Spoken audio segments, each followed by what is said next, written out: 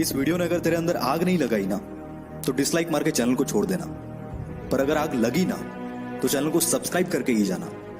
So let's start the video. एक बंदे को उसकी कंपनी बेचने के बाद 1000 करोड़ मिला था। उसने वो सारा पैसा अलग अलग बिजनेस में लगा दिया और खुद रेंट से रहने लगा। कोई पागल ही कर सकता है ना ऐसा, क्योंकि कोई नॉर्मल इंसान होता तो गाड़ी बंगला खरीदने में ही बहुत सारा पैसा खर्च कर देता। यह पागल इंसान और कोई नहीं, इलॉन मस्क है, जो कि आज वर्ल्ड की कई लीडिंग कंपनीज का मालिक है और आज इसकी नेटवर्थ है 1,40,000 करोड़। और यह सब उसके पागलपन, उसकी जिद का ही नतीजा है। क्योंकि भीड़ के साथ चलना तो बहुत आसान है, पर पागलपन ही चाहिए भीड़ से हटकर कुछ करने के लिए। जिस बंदे को कभी उसकी भारी आवाज की वजह से रेडियो से रिजेक्ट कर दिया गया था, उसने जिद पकड़ी और वो मुकाम हासिल किया जिसके कई लोग सिर्फ सपने ही देखते हैं। जी हाँ, मैं बात कर रहा हूं अमिताभ बच्चन की।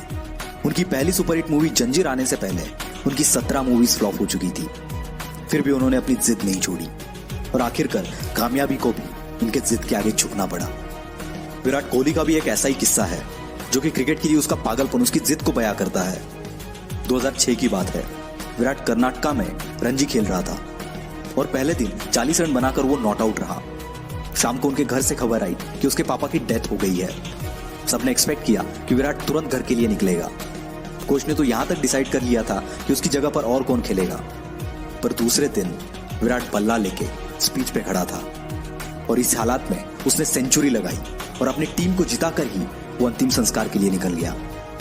इसे पागलपन नहीं तो और क्या कहेंगे। लाखों में किसी एक के पास ही ऐसी जिद, ऐसा पागलपन होता है और वही कुछ हटके कर जाता है। दिन का 15-15 घंटा काम करने के लिए सिर्फ एनर्जी नहीं, बल्कि उस काम को करने के लिए वो जिद, वो पागलपन होना चाहिए। क्योंकि ऐसे जिद्दी, ऐसे पागल लोग परसेंटेज में नहीं, नंबर्स में होते हैं। ऐसी एक जिद और पागलपन से भरी हुई कहानी है दशरथ मांझी की, जो कि अपनी पत्नी को टाइम पर हॉस्पिटल ना पहुंचा पाए, क्योंकि इनके गांव से हॉस्पिटल के पीछे एक बहुत बड़ा पहाड़ था और उसी वजह से उनकी पत्नी का देहांत हो गया। बंदे को गुस्सा आ गया और इसी गुस्से को उसने अपनी जिद में बदल दिया और इस बंदे ने केवल छेनी हथौड़े से 22 साल में 55 किलोमीटर का पहाड़ तोड़ दिया। ये पागलपन नहीं तो क्या है। ऐसी जिद तब पैदा होती है जब दिल टूटता है। कुछ लोग तो इसमें बिखर जाते हैं, पर जो इस दर्द को, इस गुस्से को जिद में बदल देता है, उस बंदे को रोकना नामुमकिन है। वो पागलपन ही है जब लोग ट्रिप्स प्लान कर रहे होते हैं और कोई बंदा अपना एम्पायर खड़ा करने के लिए प्लान्स बना रहा होता है। जब सब नौकरी ढूंढने के चक्कर में होते हैं, तब कोई पागल नौकरी देने की सोचता है और ऐसे ही पागल आगे जाके बिल गेट्स, स्टीव जॉब्स बनते हैं।